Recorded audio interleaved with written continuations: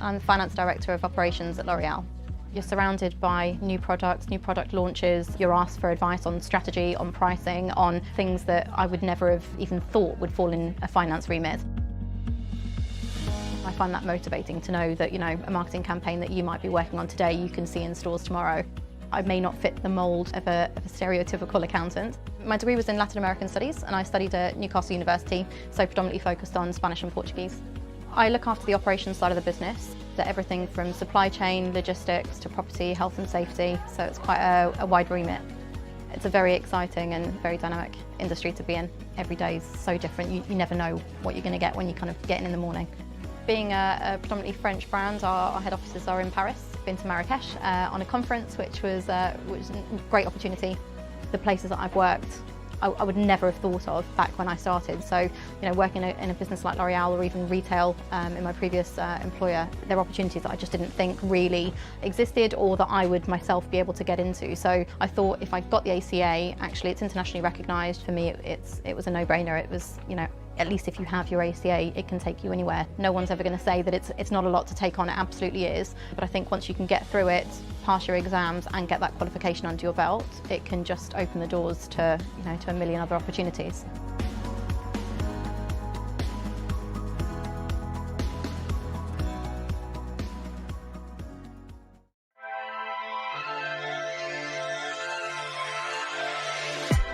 In English and film, it's all about analysing stories and telling stories. And I feel, for me, the internal audit process is the same thing. You're telling a story of a given moment in time for an organisation, and I think that can be quite, I think once you start seeing the links, it can be quite empowering rather than, oh, you're looking at financial controls or you're looking at internal controls. It's actually about that culture and how an organisation behaves at a certain moment in time.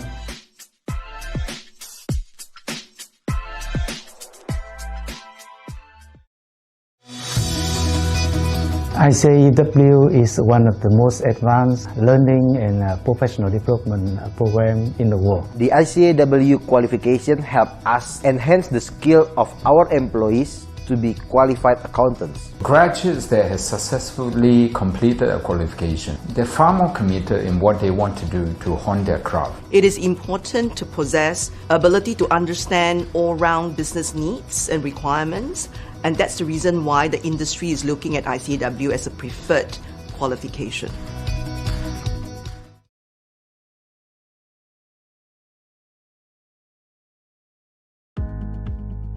My name is Carol Hander. I'm the Finance Director of Operations at L'Oreal. You're surrounded by new products, new product launches. You're asked for advice on strategy, on pricing, on things that I would never have even thought would fall in a finance remit. I find that motivating to know that, a marketing campaign that you might be working on today, you can see in stores tomorrow. I may not fit the mould of a stereotypical accountant. My degree was in Latin American Studies and I studied at Newcastle University, so predominantly focused on Spanish and Portuguese.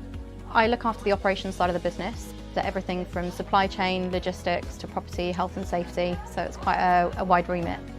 It's a very exciting and very dynamic industry to be in. Every day is so different, you never know what you're going to get when you kind of get in the morning. Being a predominantly French brand, our head offices are in Paris. Been to Marrakesh on a conference, which was a great opportunity. The places that I've worked, I would never have thought of back when I started. So, working in a business like L'Oreal or even retail in my previous employer, there are opportunities that I just didn't think really existed or that I would myself be able to get into. So I thought if I got the ACA, actually it's internationally recognised. For me, it was a no-brainer. It was, at least if you have your ACA, it can take you anywhere. No one's ever going to say that it's not a lot to take on, it absolutely is. But I think once you can get through it, pass your exams and get that qualification under your belt, it can just open the doors to, to a million other opportunities.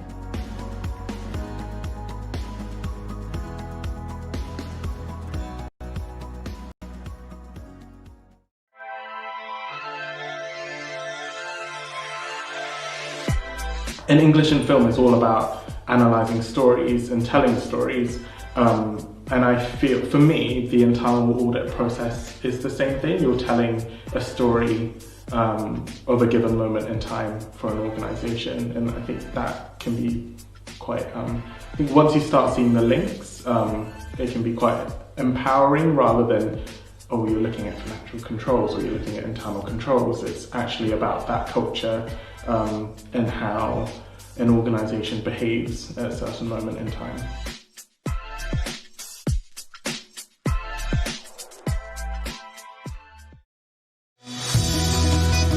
ICAEW is one of the most advanced learning and professional development program in the world. The ICAEW qualification helps us enhance the skill of our employees to be qualified accountants. Graduates that have successfully completed a qualification, they're far more committed in what they want to do to hone their craft. It is important to possess ability to understand all-round business needs and requirements, and that's the reason why the industry is looking at ICAEW as a preferred qualification.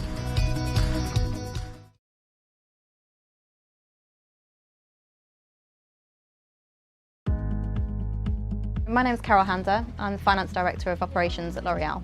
You're surrounded by new products, new product launches. You're asked for advice on strategy, on pricing, on things that I would never have even thought would fall in a finance remit. I find that motivating to know that, a marketing campaign that you might be working on today, you can see in stores tomorrow. I may not fit the mould of a stereotypical accountant. My degree was in Latin American Studies and I studied at Newcastle University, so predominantly focused on Spanish and Portuguese. I look after the operations side of the business, so everything from supply chain, logistics to property, health and safety, so it's quite a wide remit. It's a very exciting and very dynamic industry to be in. Every day is so different, you never know what you're going to get when you kind of get in the morning. Being a predominantly French brand, our head offices are in Paris. Been to Marrakesh on a conference, which was a great opportunity.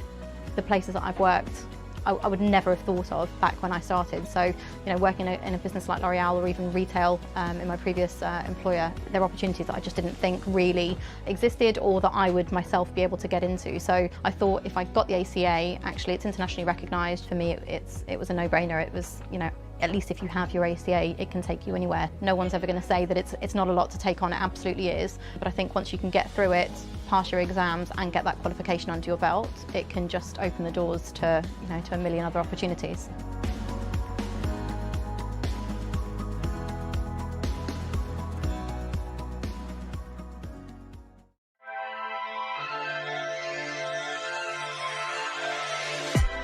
In English and film, it's all about analysing stories and telling stories.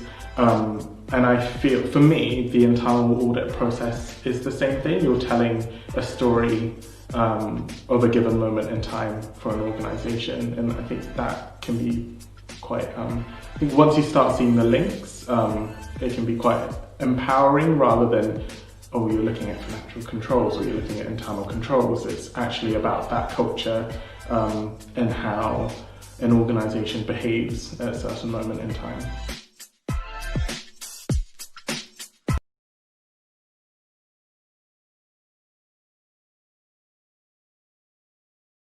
Yeah. Hello, good afternoon. All right, you're watching the Graduan, the Virtual Malaysia Career Fair 2020. And my name is Meng Xiang from the Institute of Chartered Accountants in England, Wales, the Malaysia office. All right, I have with me today very senior and esteemed ICAEW members who will share with you how they scored their first job.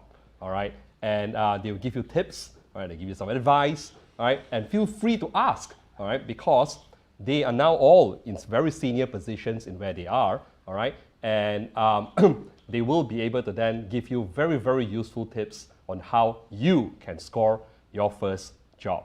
All right, so without further ado, all right, maybe I'll let the panel introduce themselves. Can I start with the lady on my left? Hello, thanks, Ms. Yang. So my name is Wei Yan, and I head the ICAEW office in Malaysia. And my role is to spearhead the ICAEW international strategy in this country. So I work with employers to recruit, to attract, to recruit, to upskill, to retain talent in their organization. I also co-head in the Yap household, where I co-lead my two young Yap Junior and my crazy dog Patch, which I think overall I do a relatively good job, except training the dog. So that's me. Oh, hi everyone. My name is Adrian. I'm an audit partner in KPMG. I'm also the head of people for KPMG and also the head of financial services. So I don't have that family responsibility other than being a dad to three kids. I've been in KPMG for about 20 odd years. I joined KPMG back in 1994. Suppose I will share a bit more story about my time in KPMG or how I scored my first job there a bit later. But my role in KPMG now involves obviously being an audit partner, but also head of people, where I get involved in finding the best talent, recruiting the people, and retaining the people within KPMG. Yeah. Irvin. Hi guys, my name is Irvin. I am an ICAEW member and have been for many years. I'm with PricewaterhouseCoopers. It's strange for someone to call me senior because it has many connotations. In my family, senior means old. In the firm, apparently, I'm about to retire. That's why you call yourself senior, because you're going to retire, right? But even though it's a couple of years more down the line. I'm an assurance partner and have been in PwC for many years now. I think I've been a partner for 12, 13 years. I lose count. But we'll talk a bit more about what ICAEW means to me, and how it's made me a partner and made me a good person, I think, over the last 30 years of my life. Right. Thank you, Wei Yan, Adrian, and Irvin. All right, that sounds good. So let's go straight to the punchline. All right. So I know today's session, it's called How I Scored My First Job. So I think with very esteemed members, ICAEW members here who have got years of experience, it'd be good to actually listen to them, all right, and find out how they scored their first job. So maybe we'll start with Adrian, all right, and maybe you can share with us a little bit about how it was your first time. Well, I think it's a very tough question because it happened quite long ago, as you can see, where senior equals old people. So I obviously, my first job was actually back in 1994, right? I studied in the UK, I graduated, and got a job in KPMG in London. So how I scored it? Well, you have to be resilient in applying, and in that time, UK, you start applying in the year two. They call it the milk round. So you start applying at all the firms, and the firms will invite you for assessments and interviews. I do remember, one of the big four, not KPMG, where I went for assessment where they invited us to have a tea time talk with, mingle around with all the partners, and I remember a boo-boo. So learn from the lesson. Don't do that. Where I had focused on joining an audit division, and when I met a tax partner there, and I suddenly said, tax must be. You staying in desk all along, looking at law. Is it something interesting? And maybe that's the wrong question to ask, right? And that's how you learn along the way. Eventually, I've got through KPMG through the same assessments interview. And one thing that I also relate my experience, that was also in a way found it lucky. Sometimes in the interview there's also a luck involved, where the person interviewing me was a partner who had a stint in Malaysia, right? So he's familiar with Malaysia landscape, and obviously when he interviewed me, I demonstrated knowledge about the business landscape in Malaysia, asked him about questions, and answered the questions that he asked me. So that created a good rapport with me and him, and in the end I was offered the job. So that's my own personal experience that I can remember. Yeah. I think that's a very good tip, Adrian. Yeah. Right. I think knowing your interviewer in advance will also help as well, so that you don't do what Adrian said, the boo-boo as well. Yeah. Right. Imagine interviewing for a tax job, and then if it's an audit person auditing you, and you said, "Oh, I think audit is going to be bad." Oh, that's bad. All right. Okay. So maybe then we can hear from Irvin as well. All right. Okay. Mine is a little strange, I suppose. When I first started off my accounting life, believe it or not, I did ACCA. And I did a couple of years, including, they got level 1, level 2, and then level 3, right? So I did level 2 and I completed, and I was on the verge of starting my level 3 when a dear cousin of mine from the UK had come in and spoke to my dad, and this was Christmas time, right, or just before Christmas, and he said, what was Irvin doing? And I remember I was sitting in Old Clan Road in my uncle's house, and all of a sudden this conversation happened behind me. The end was that my cousin said that I was wasting my time in Kuala Lumpur, and said that why don't I come to the UK and he will get me a job. My dad was in two minds, because at the end of the day I also have a brother and we couldn't afford to send all of us there. My brother gave consent, and before you know it, I joined a company, a firm called Aaron Berlin Gardner, a small firm. So I'm now with PwC, but I only became PwC in KL. But I was there. I was a company a firm that did mostly football boys and girls, right? So the Paul Gascoignes was a friend of mine. Wow. Chris Waddle and all that, right? So that's my claim to fame, right? I have loads of stories.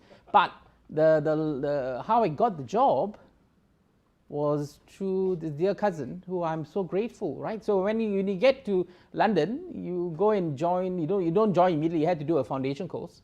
So I went and met the partner, this Jewish guy, and he talked to me as if he was my best friend. And then I realized that there were many Malaysians before me that had come, including my cousin's wife, who met there and got married, and another person, right? So I was like the fourth person in the group of us who knew each other, who were from Malaysia and were friends. And we became friends even more, even up to today. And beyond that, I've now, X number of years after that, I've left the firm, obviously. I came back, and I've sort of put 3 other people through the same firm. And recently, I did send another CV in, and they accepted the boy. So Malaysians have great reputation in Malaysia, to be honest with you, and a lot of it's got to do with the fact that we are, by our nature, hardworking people. Obviously, I must tell you, there's a difference between working till 7 o'clock in the UK and coming back to Malaysia is slightly different, but they expected that 7 o'clock was hard work. So that's how I got my first job. That sounds interesting. I'm on Football Stars. That's so cool. Yeah, that's very cool. Yeah. And all right, so we've got a few questions, but before that, let's move on to Wei Yan first. All right, working with Wei Yan, all right, we discovered that though Wei Yan is a chartered accountant, all right, a trained chartered accountant, but we also discovered that Wei Yan did not take accounting as her first degree. So maybe Wei Yan, would you like to share how you scored your first job? So that's the reason why it was dreadful. Oh. So it's so you're absolutely right. So I'm an engineering graduate. Similar to what Adrian was saying, that there was lots of milk round. The universities, the employees would come to the universities to recruit. So I did everything that I didn't do anything that we were supposed to do. So I didn't do any research on the company. I didn't know about the job profile. So, but because they were looking for non-accounting graduates, and I was shortlisted for all the companies that came for interview. So I did get the interview, just I didn't do well in the interview because, like I said, we didn't do all the prep, didn't do all the homework, didn't fare well, because as a science student all your life, and you don't really have a lot of business and finance view. You don't even know what is an auditor. You don't know what is tax. You're not aware then. And also, these are the days before internet. You don't really have time to research on the company background. So you kind of but it was a good lesson to learn. And then after, when I graduate and reality sinks in, you got to get a job. And it was during a recession in Malaysia. This one, not the last one. It was quite a fair, like Ming Xiang said, senior, long time ago. So there wasn't any jobs for engineers. It was very difficult to get a job. And then the reality sinks in, and I said, right, you got to look for a job. And then I think then, so we applied. I did apply to many companies. You handwrite or type, to send it to many. And when I got the interview, and I think it comes through the interview that this time I'm serious, that I want a job, and I know what the job profile is. I mean, what is a little bit expectation, and yeah, so I got a job, and in a smallish firm as well, near where I lived, and which was very convenient. And yeah, so there was not a disadvantage, because I think because I was coming from a non-accounting graduate, I worked harder. And so it was great in my CV to be able to pass first time each level, which was great because even though there was a setback earlier in terms of your salary, it was okay. But each time you pass the exam, you just move up. So yeah, so it has been, so it was good. So I think generally it's really nothing changed. You must do your backgrounds research, you do your job profile, and etc. Yeah. I think you mentioned a very good point, and that I think will be shock horror for many of the audience here, in the sense that you wrote your your CV, right, and letter to the to your employer, a future employer, and so did I, right. I think those days you guys are fortunate. You just type in and then print and then change the name, and then you can send to 1,000 employers.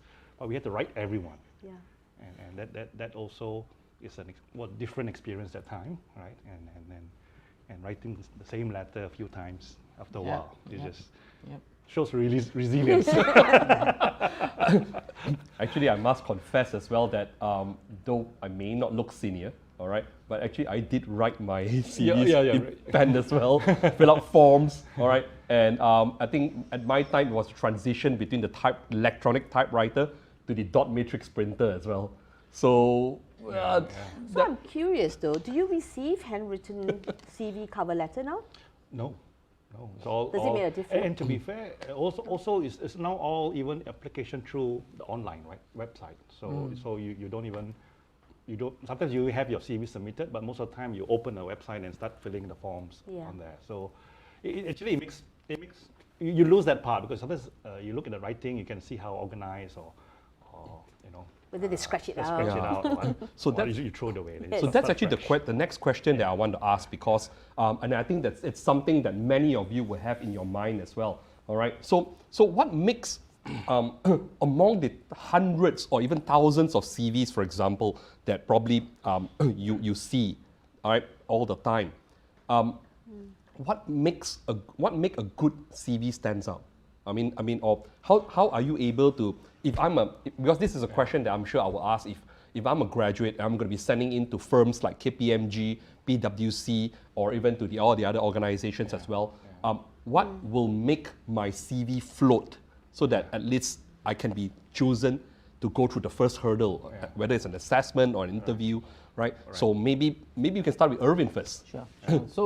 So you can imagine coming back to Malaysia and you get a look at all the CVs coming in.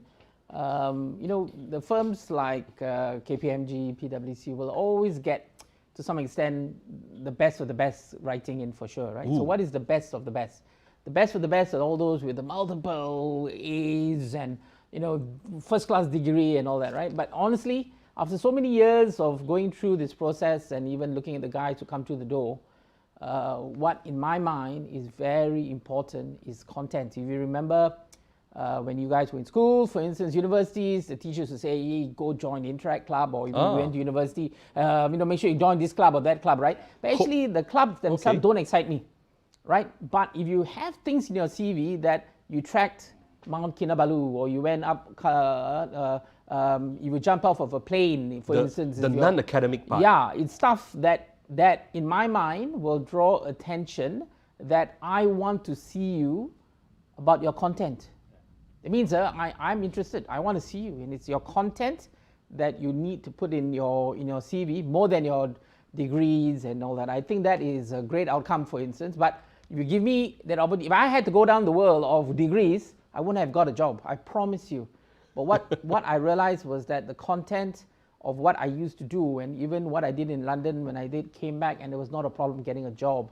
Mind you, coming back those days, it wasn't a problem because you're an ICAEW member.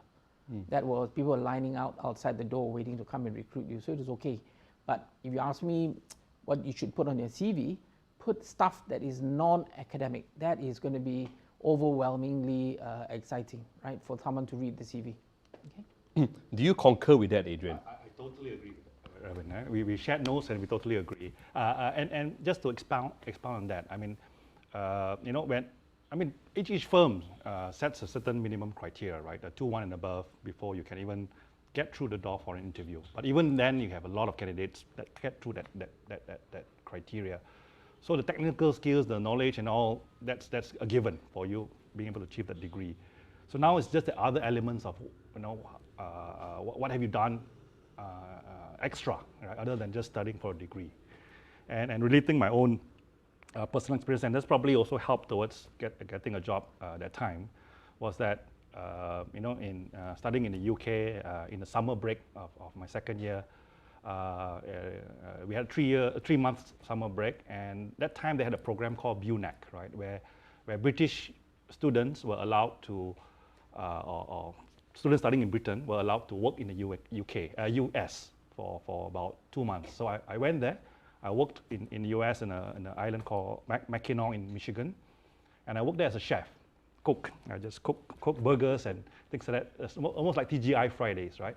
And I went there with my then girlfriend, now wife, and she worked in the back kitchen washing dishes. So and we earned enough money there to over two months to then travel around the US to buy plane tickets and fund ourselves in the US. It was a great time, right? It just shows that what do you do? What do you do other than just studying, right? How do you want to live your life? So I wanted to get an experience. My parents couldn't afford to just pay me. I was on scholarship, so I earned my living just to travel the US. Having been there, I'm not going to go back there again. Once is enough, but that's another story, right? So yeah, what you do out of your life other than just studying is also important. So just to summarize, it's very important to put your non-academic endeavors, your activities in your CV as well. Yeah. Wouldn't that make your CV be long and overwhelming? That's okay, right? I mean, you don't have to write the long story of everything you do in for example, in there, but it's just an example of what have you done other than just studying, right? What have you participated? What are your interests? Even if you don't do traveling overseas, what are your interests? So that we could see that you want to have a balanced life. We want people to have a more rounded life, right? Yeah. So working with Wei Yan, I also knew that she before she joined ICAEW as the head of Malaysia, she has held various positions in various organizations as well. So is that the same quality that you look for when you hire candidates in your organizations now and then? So it really depends. So just to give a view, whether you're hiring as a fresh graduate for a certain position, which I have before, depending on the role that they're looking for, or whether you're hiring as an experienced hire. So what you write in the CV would obviously be a little bit different. So for fresh graduate, I think what I always say, the cognitive ability is a given. And I think as a CV kind of thing, we would like to know you. Who are you? It's not just your grades and which school you go to, but what, in a way, what do you do? What's your interest? Basically, I guess we look for people that has the agility, the adaptability. How do they cope with? We're not talking about crisis at work or whatever. If there's any situation that have come through, we just like to understand how they cope with situation. These are all the skills that we're looking at. Whether they are problem-solving skills, whether they are looking at communication skills, how do they adapt, or even thinking on your feet. Sometimes it's most importantly, I've always been told in my previous bosses, you have a point of view. That is very important, because whether it is, a lot of things is grey, unless you say 2 + 2. I mean, Irvin's going to debate on that, but it's exactly the answer. But otherwise, you have a point of view on certain things. As long as you have the rationale, you have a reason behind that, I think that's very important to come across. Yeah. All right, that's very enlightening, because I wish I knew all this when I went for my first interview. All right, so just to share a little bit as well, my first interview was actually with Malcolm, all right, or Panasonic as it was known at that time, and it was for a programming role, all right, and how it was done is that there were 100 people ahead of me, and it was just a very quick 15 minutes interview. That's it. All right, I think that's just to shortlist you, and I failed. All right, I think apparently I didn't impress my first interview. So that comes to my next question. I would like to ask the panel. All right, with all your years of experience and knowing what you know right now, all right, and I mean in the course of your career, you will have hired so many people. All right, and it was good to hear that you were successful in your first interview. All right, which is good. Okay, but knowing what you know now, all right, how would you have improved to make your first interview experience better? And in a way, it could be a tip for our students as well. All right, so maybe we weigh in first. I think number one is it's important to do your homework, like I mentioned. What I do differently, I guess I'll make sure that you actually look up on the job that you're applying for, learn a bit more, and speak to people. Speak to people and get an understanding on what it is. And I think what is important is it's a two-way thing. As much as you look for that job, and it's also to learn to choose the companies, I guess, who are willing to invest in you as well, especially for the first job. Because I think my kind of like family friend, he was actually very good when he was telling me it doesn't matter what you do, the understanding of business and finance is critical, is really important. So for the people who have not done accounting, business, economics, that kind of background, I think it's really important to have an understanding on how businesses run. So a kind of like a basic knowledge of business and finance is critical. Doesn't matter what you do, what career that you pursue. And secondly, it's never one career. I think in our lifetime but I've changed from being an auditor to consultant, financial controller, and then now I don't even do accounting. I run in terms of the business strategy, etc. But it is the skill sets that you accumulate, that you learn, and always have that open mind to learn new things and to apply. So that's important. Yeah. All right, that's very helpful. All right, that's actually very enlightening. What about Adrian as well? Yeah, just to add on a few things that we can say. I mean, again, we're talking about how to score in your interview, right? And that's already assuming you got through by having a decent CV, writing about experience, attracting enough interest for the employer to shortlist you for an interview. So once you're in interview, I think the simplest answer is actually don't try to be somebody else, right? Be yourself, right? Because in the interview stage, when I interview somebody, I'm just trying to determine whether that person best fits the culture and the values of the organization. And if you pretend to be somebody else, it's just fooling each other, right? When it comes to when you join the organization.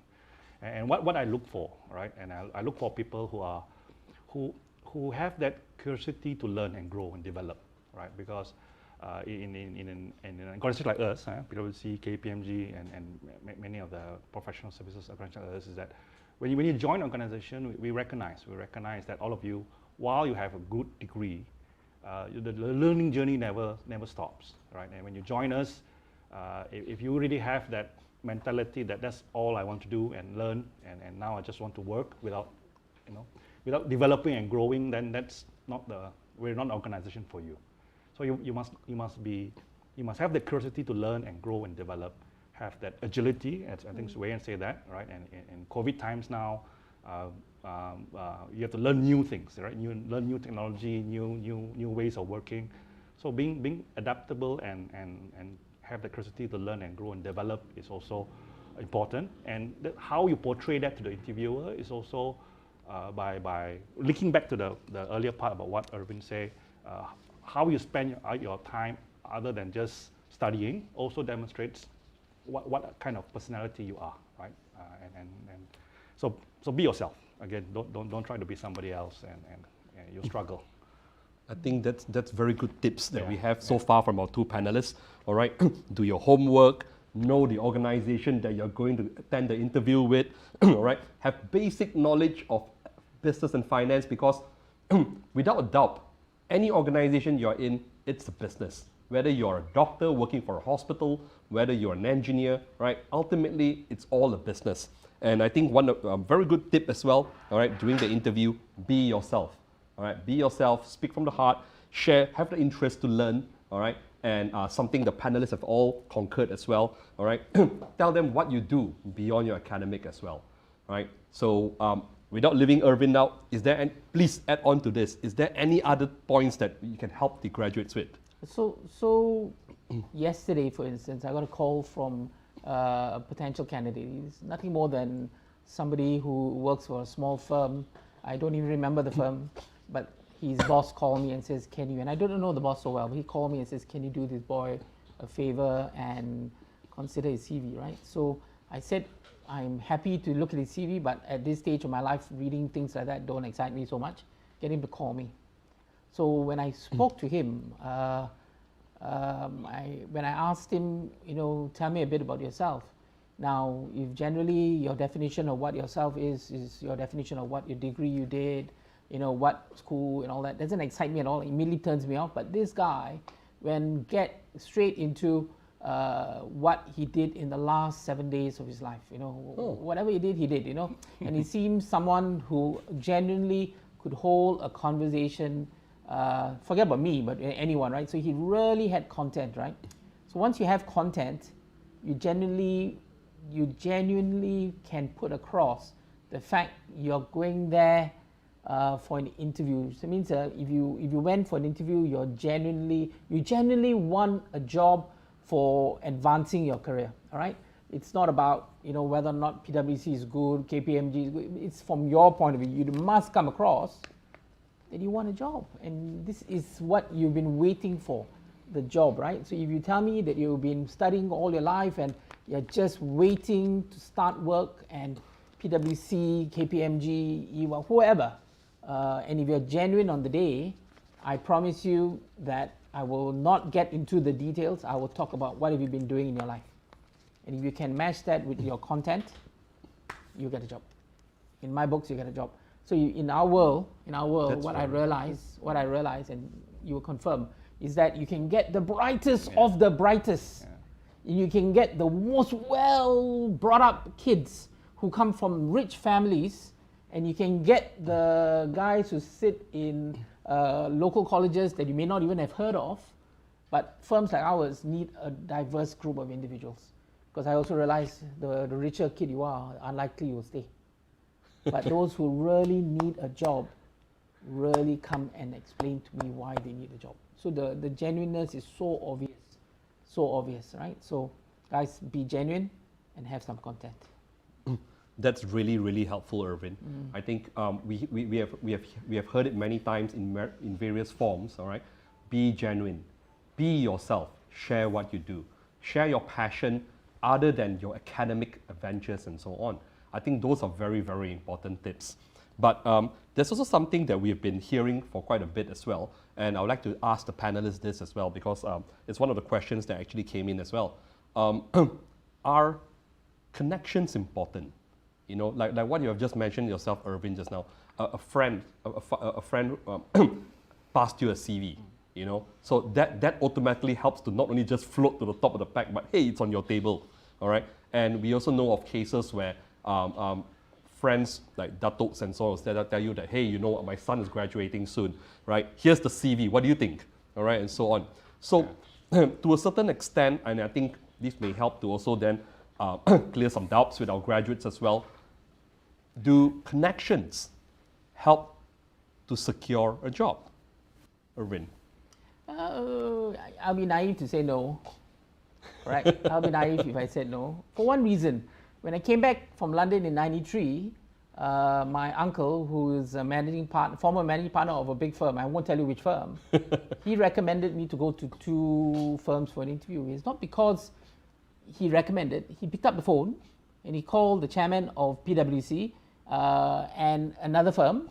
I don't know whether he was the chairman, but got me the interview. Now, am I going to say no to someone helping me like that? The answer will be no.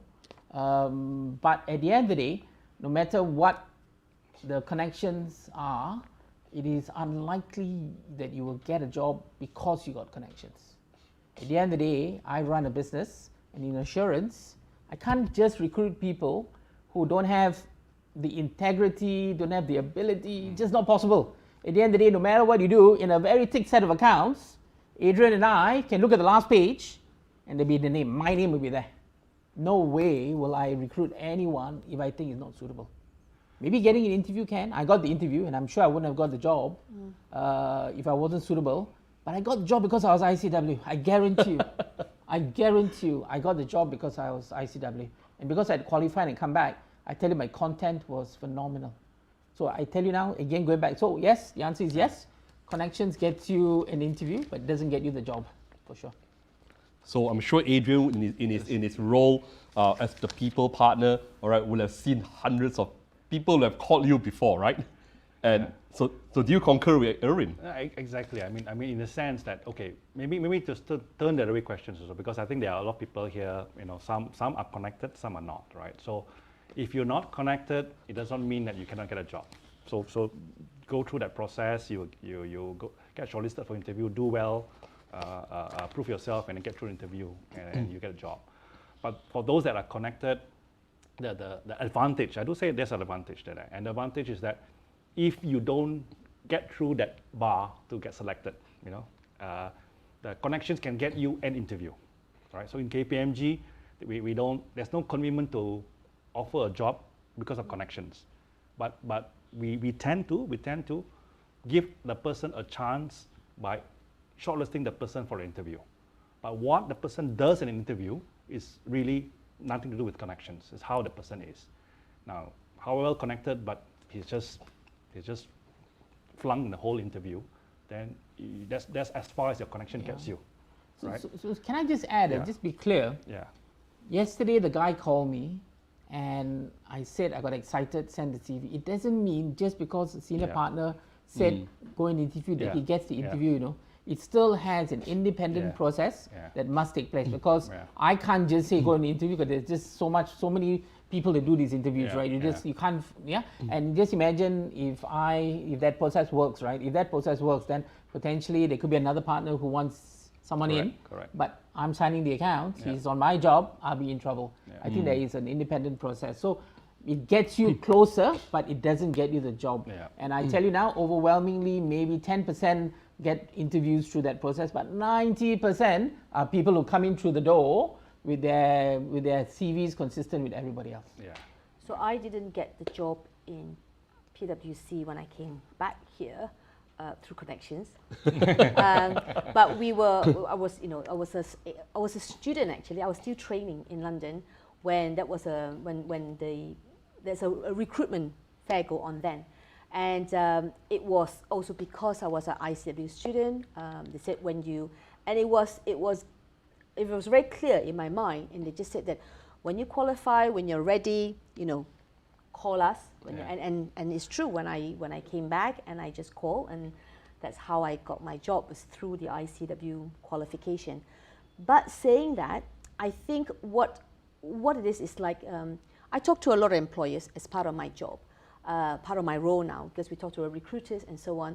I think what is important is you make sure that you are not, a situation like this now, when it is the economy is not great, it is not being fussy on selecting this is the company that I want. It's really that the agility to look at getting the job that you want. And number two, I think that's why we have the platforms now like this. We are not in the Graduan the career fair. There's the UKEC Graduate Career Fair, the London Career Fair, there is the Malaysian Aspire, there is the Australia Career Fair. These career fairs are there, and it's almost equal opportunity to everyone, and the employers are there, and you take this opportunity to go and meet the employers, meet the recruiters, hand in your CV without the connection, because it's really open to everybody, and they should take opportunity of that as well. I mean, like for ICAEW, we go to the university, we talk to them about the qualification, if you're interested to be one, and part of it's getting what we call the training contract, and it's when you work and train as a chartered accountant at the same time. I think last week my other colleague said that we work with one of the university in Malaysia, and it's a new relationship we had. And she signed up for while she's in university, and she signed up for the ICAEW qualification. Then she's graduating, and she's looking at jobs and so on. And it was a WhatsApp that was forwarded to me, and she said she knew it was good, to have that relationship, but it would surprise her how much support ICAEW extend to the university students when they're trying to secure for a job. And I think the important thing is just having that various channel. It's not just about connection. I mean, if you have, great. If you haven't, it's not the end of the world. We've got lots of platforms now that they can actually have equal opportunity. That's great to hear from Wei Yan. And in fact, all right, we've been hearing consistently about ICAEW, all right? So before I move on to the next part, or the last part of the panel question that I have, all right? So we've been hearing a lot about ICAEW, all right? Who are we? We are the Institute of Chartered Accountants in England and Wales, all right? We were established with, with the Royal Charter in 1880, making the ICAEW one of the oldest professional body in the world, all right? At the current moment, all right, we have over 180,000 members and students in 150 countries, and 96 of the top 100 brands in the world hire ICAEW chartered accountants. So that's why I'm going to pose the next question to Wei Yan. All right. So what makes an ICAEW graduate stand out? ICAEW member. Member, sorry. Right. I think it's what it is. This is going to be difficult. It's like as though we'll be all singing our own praises kind of thing, but it really shows that you are hardworking, because you do. There's a certain personality, I guess, a certain persona that not everybody would want to work and study. I mean, they work full time and study part time. Of course, the qualification has changed quite a lot. During our time, in time with the modernization, I guess, and but there is still, we are still at the point where the art, in a way, what they call articleship, when you gain the experience, and that's when you get the skills. Being a professional is not just about textbook learning. I mean, we can have certain subjects that you can learn, but I think what is important is the application of what you learn to the real life. Of course, it's not able to cover everything, because I remember when I was doing it, I was in audit when I was doing my training, and we had to do, subjects like tax and strategy, and I can always remember in the corporate finance we do WACC, and I was going, what is WACC? But we did learn it. But when I then learned to my next role, and then you come to this concept of WACC, you go, oh, I've learned it before, and you can pick it up really quickly. So so I think it is important to be able to apply what you have learned. I think it says a little bit about you, and I notice whether it's in the UK grads, whether it's the Malaysian grads, there are certain personalities that are attracted to this qualification. So I usually talk to the students, right, and I say, if you are second upper class and above, that's CGPA 3.5, second upper, the 3.5 and above. Oh, 3.5, sorry. I said, this is a given, right? I mean, all your life when you work, I don't know, I mean, in school, we always want to be the top class, like Form 1 class A or whatever. So it just continues. If you're in this category of students, the second upper class and above, you should be looking at ICAEW as a qualification. If you're borderline, right, I was telling them, it's even more so that you should do something like this to put you into a different category that it carries with you for the rest of your life. Because I think it's not just as your career, as your first job, it's the different jobs as you go through. Your first job won't be your first job. I mean, it'll be a lot of things that you'll be exposed to.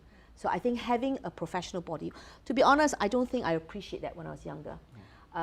It's only much later on where I appreciate the role of the institute, how they shape, and like I say, the point of view and everything else that really add value to me.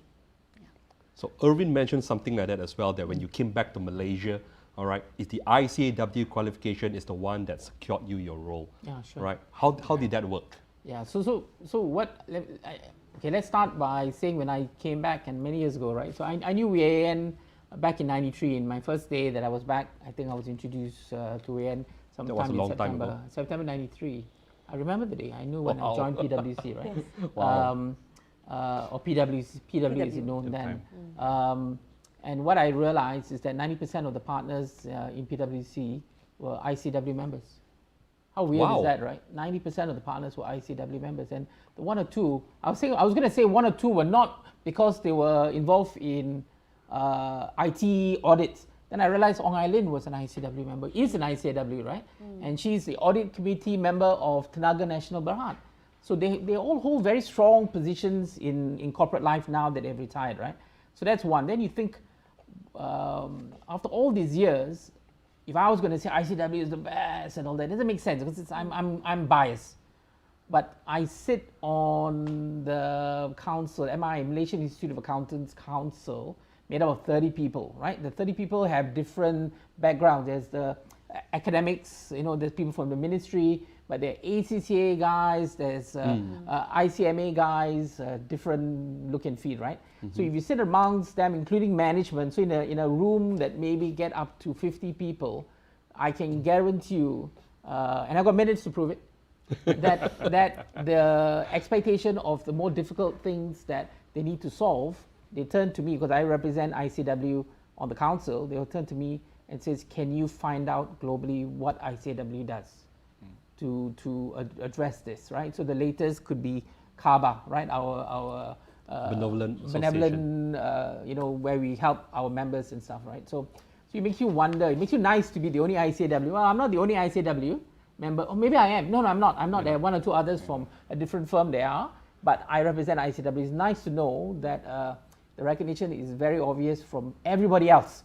So if you are going to sell ICAEW yourself, I think it's tough because you're biased, right? All of us are ICAEW members. But when a third party comes and an entire group of individuals say that let's go to ICAEW and get Irvin to arrange for the calls with the UK to see how things are solved, then you know full well you've done the right thing. You've picked the right group to join, and for me, even up to now, I'm happy to say I'm an ICAEW member. Easy. So, Adrian, anything to add to that? Just to add, I mean, what Wei Yan and Irvin said is totally right.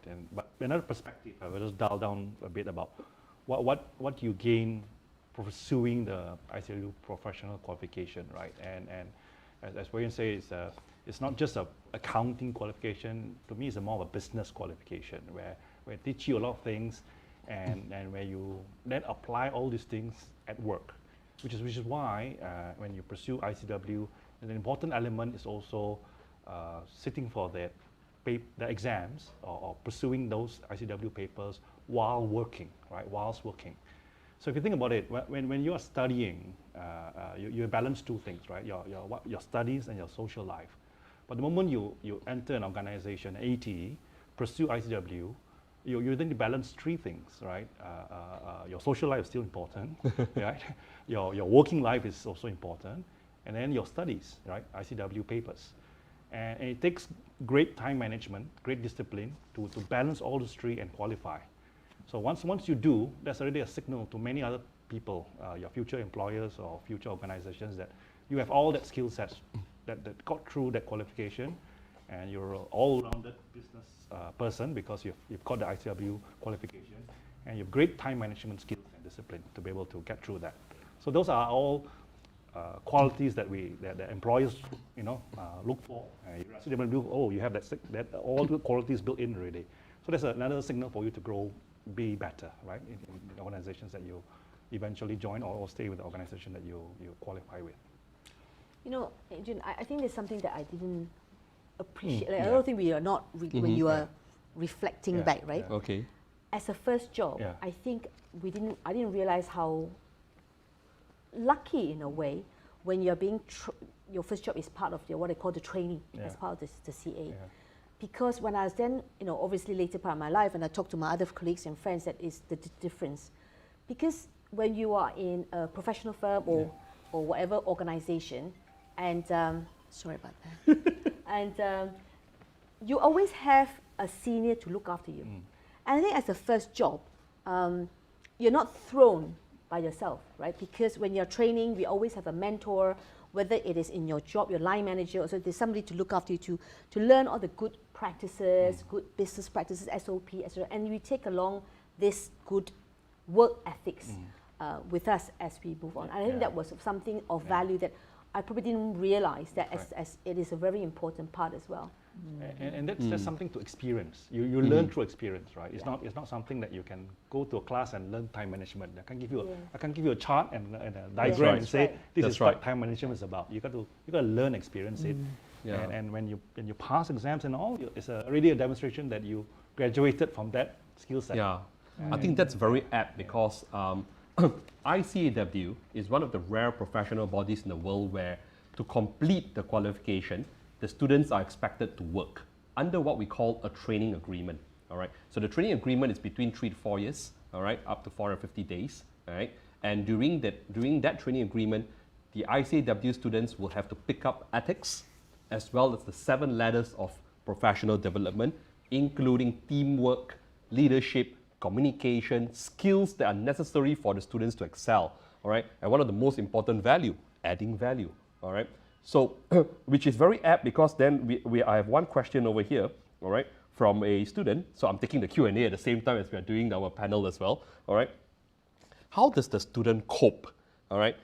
We know that a training agreement, the students will have to take a training agreement, meaning that like what Adrian says, you have to work and study and then demonstrate your working capability at the same time.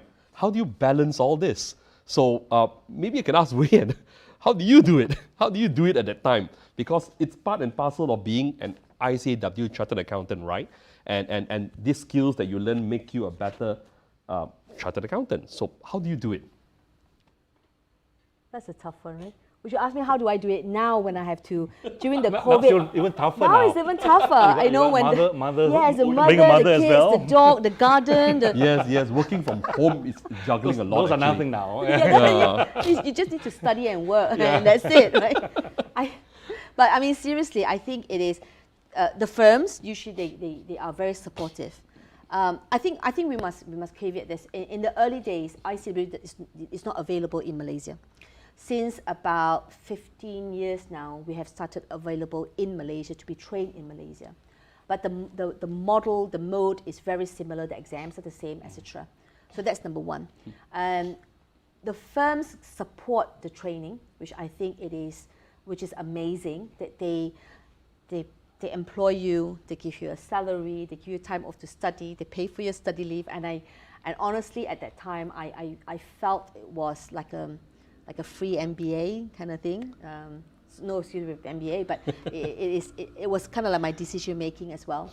But I think it is, it's like what Adrian said, it's really learning the time management bit. Of course, I remember when I first started, someone told me that you must be ready to invest like 20 hours a week to study on top of your 35 hours a week to work. I mean, now I can say it. I didn't do the 20 hours, but I did at least 10, and probably closer to the exam, it moved up again. So I think it's really how to balance. And you have to, I think eventually, it's prioritization, right? Mm-hmm. Everybody has 24 hours. You have 24 hours, we all have 24 hours. It's just how you split your time. Yeah. Time management, like what Adrian just mentioned just now as well. And you realize that it's just the beginning, right? At uni, you're balancing between 2 things, right? And work, ICAEW, you balance 3 things. As you move up, right? You have a family, you got to balance a 4th thing, right? Children. So, children, when you move up in a higher organization, you have bigger roles and responsibilities, bigger teams. You got to balance that teams as well. So it's all part of the learning process, right? And you learn along the way. And as you said, organizations like us provide support, right? You are given study leave, you're given exam leave, you're given leave to study. Obviously, the expectation is that you used to leave to study instead of going for holidays and elsewhere, which you do have leave for holidays as well. So it's just using those time wisely. Yeah. So I thinking back of whether or not would I do something differently and not take a contract, for instance. Honestly, if you went through your studies and you studied ICAEW or any professional body exams before you start your work, you ended up sort of continuing in university. That's what it is. But when you join a firm, you have fast forwarded another pillar, right? Which is experience. You can't proceed with anything else in life unless you got experience, right? So my take on a lot of this is that not all of us have the same level of intelligence to get, first class honors degrees and stuff. What replaces that for those who do just about enough to get there is that the experience will result in you and the really smart ones to be absolutely the same. I promise you. For one, I'm not the most intelligent person in the world, but my years of experience puts me on par with all those brainy guys, right? So start work and study at the same time. Now, the other thing that you may not realize is that in a community of 250 people every year or 100 people every year in the firm that we have in KPMG, the community is the same. So they will help each other to get there, right? At the end of the day, it's one big happy family, and it's genuinely happy family. My wife was from PW, so genuinely it's a happy family. So all said and done, I think you must get on with it and get a contract. That is important. You need to get a contract, get started with your work, and move on from just studying. Thank you, Irvin. That's very comforting and very helpful to hear as well, because the training agreement, any graduate and any student can take up a training agreement and train for ICAEW. All right. I understand we are running out of time, so I can't take all the questions. But one very important question is that something that Irvin just mentioned just now as well is that as part of audit, he mentioned IT audit, right? And one of the statistics of ICAEW is that 60% of our members worldwide are actually non-accounting graduates. All right. So maybe this is for more towards Adrian and Irvin. All right. Do you take non-accounting graduates to train for ICAEW? Yes. Strangely, the chairman of our firm is Faiz Azmi, right? And for all intents and purposes, this fellow is a barrister, and he's also an ICAEW member. But he brought in his daughter to do ICAEW in PwC, and if I'm not mistaken, she's a biotech, science, nuclear physics, something that I can't even spell. But she's doing ICAEW. So is she better off without knowing accounting? I think it gives you a wider scope of doing it. So I think I would love to get more non-accounting graduates into the firm. I mean, as everyone say, diversity is the thing, right? So we it's not one mold of everybody the same. We work better in diversity because each person with different background, different area of studies brings their own value to the work, right? And as we work in teams, different points of view, different ideas work better, right? So that's the name of the game. When I joined KPMG in London, though I took an accounting degree myself, I was the minority, right? Most of my batchmates there were people from non-accounting, 80%. So I think even looking at this panel, we all come from different backgrounds. Different background. Yeah. So I think it doesn't really matter. Yeah. It's just that you do less paper or more, and that's it. But it's when you come in, everybody has the experience you go through. The only thing I would say is that if obviously without an accounting background, pursuing an ICAEW course, at the early stage, you got to run a bit faster, right? Because you've got to catch up a bit more on learning the bookkeeping, the other things. I mean, it's not like you come with a level playing field, but it weighs out in the end, right? Yeah. In the end. And but we'd also come without baggages as well. you don't go with a fixed set of mind, right? So that's why diversity is great, different point of view. Yeah. I think it's great. I think it's a very great opportunity to listen to our panelists today, this afternoon. All right. So again, we have Ms. Loh Wei Yen, head of ICAEW Malaysia. All right. We have Mr. Adrian Lee from KPMG, the head of People and Culture. All right, as well the head of audit as well. And we have Irvin Menezes, Mr. Irvin Menezes, all right, who is the senior audit partner in PwC. All right. So actually, there are a few more questions here that we were not able to answer. I apologize for that. All right. But as someone here mentioned in one of the questions here, it is a world of technology today. All right. And I still remember when I started my first job, I had to send my CV through post. All right. Okay. Through post. I said, I'm going to put a stamp, put it in an envelope, put a stamp, and then post it to the employers. All right. Not as simple as emailing today.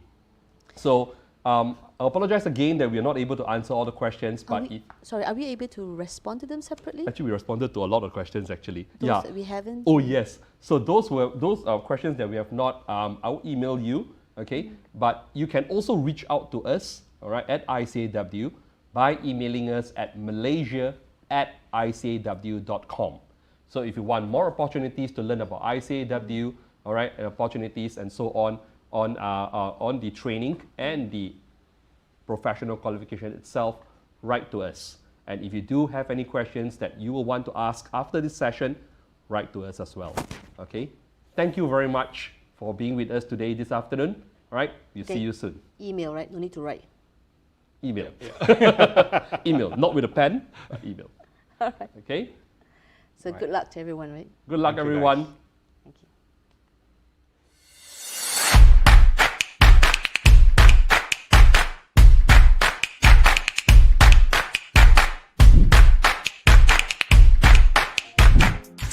Hello everyone, this is Ashley.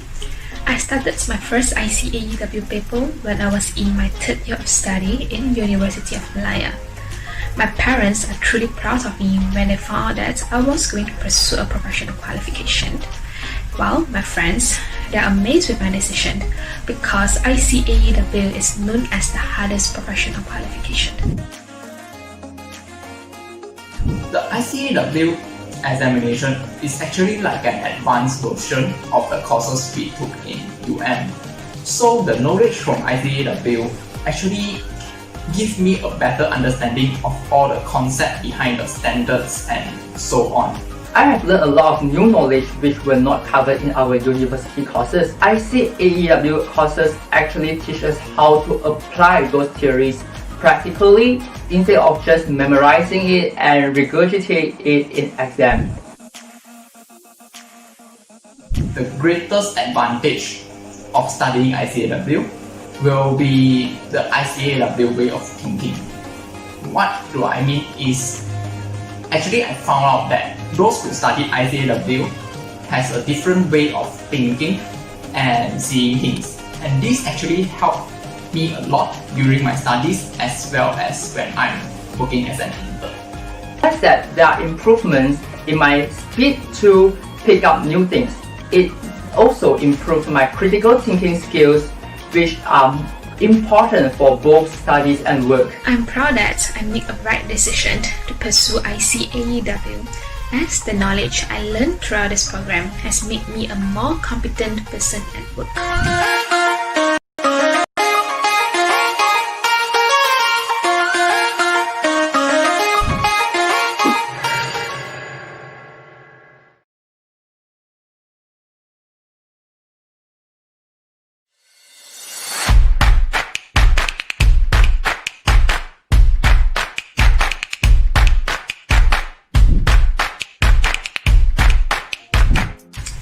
Hello everyone, this is Ashley. I started my first ICAEW paper when I was in my third year of study in University of Malaya. My parents are truly proud of me when they found out that I was going to pursue a professional qualification.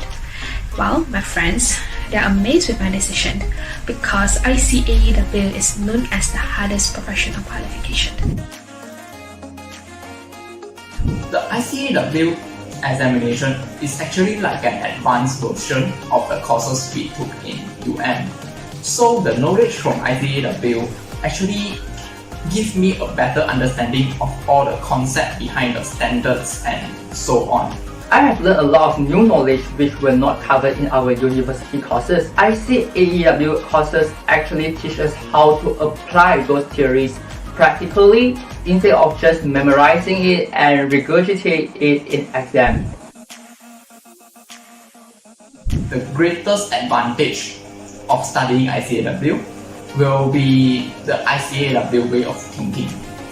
What do I mean is, actually I found out that those who study ICAEW has a different way of thinking and seeing things, and this actually helped me a lot during my studies as well as when I'm working as an intern. As that there are improvements in my speed to pick up new things. It also improved my critical thinking skills, which are important for both studies and work. I'm proud that I made a right decision to pursue ICAEW, as the knowledge I learned throughout this program has made me a more competent person at work.